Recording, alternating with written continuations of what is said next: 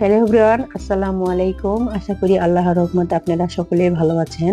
আজকে আমি নতুন একটি পেঁয়াজি রেসিপি নিয়ে চলে এসেছি। সেটা হলো কাঁচা কলা রেসিপি। আর এই কাঁচা কলার পেঁয়াজুটা খাইলে অনেকটাই ভালো লাগে। আর দেখুন আমি কিভাবে কাঁচা কলার এই পেঁয়াজুটা বানাই, আপনারা দেখতে থাকুন।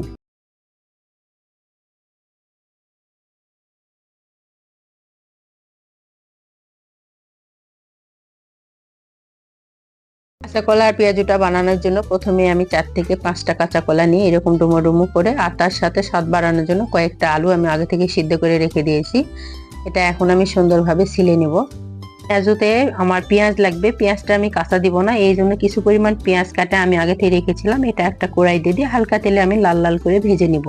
আমার পেঁয়াজগুলো লাল লাল করে ভাজা হয়েছে, আর এর সাথে আমি 2টা কাঁচামরিচ কুচে রেখে দিয়েছি। এখন এই কাঁচা কলা আলুটা আমি হাত দিয়ে সুন্দরভাবে এরকম আউলিয়ে নিব, থেতার মতো করে নিয়ে মিক্সড করে নিব একসাথে। আর আমি যে ভিডিওগুলো আপনাদের কষ্ট করে বানায় দেখাই, আপনারা তো কোনো কমেন্টই করেন না এটা ভালো না মন্দ, আমি কেমন করে বুঝবো? আশা করি আপনারা একটু কমেন্ট করে জানাবেন, ভালোটা কেমন হয়েছে সেটাও জানাবেন, কিছু খারাপ হলে সেটাও আমাকে জানাবেন, সেটা আমি ভালো করার জন্য চেষ্টা করব।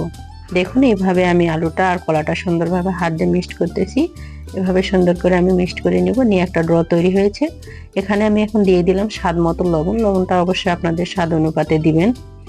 আর এখানে আমি কোনো ডাল দিচ্ছি না, একটু দিয়ে দিলাম লাল মরিচের গুঁড়া।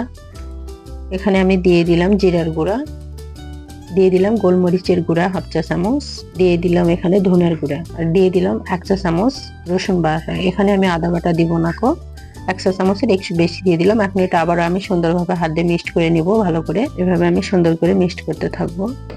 এই সম্পূর্ণ মশলাগুলো আমার সুন্দরভাবে মিক্স করা হয়েছে। এখানে আমি এখন দিয়ে দিব আগে থেকে যে আমি পেঁয়াজটা ভেজে রেখেছিলাম, সেটা এখানে আমি দিয়ে দিব।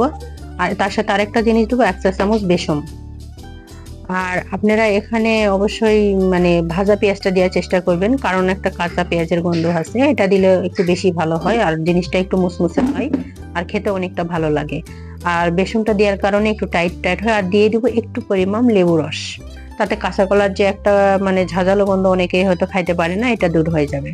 আর এখানে আমি দিয়ে দিব ডিমের শুধু সাদা অংশটা, কুসুম দেওয়ার দরকার নাই। সাদা দেওয়ার কারণে আরো বেশি মুসমুসে হয়, আর অনেকক্ষণ সময় ধরে মুসমুসে থাকে। এটা শুধু ডিমের এই সাদা অংশটা আমি দিয়ে দিলাম, দিয়ে আবার একটু হাত দিয়ে সম্পূর্ণভাবে আমি মিক্সড করে নিব। দেখুন পেঁয়াজি বানার জন্য সুন্দরভাবে আমার উপকরণটা তৈরি হয়েছে।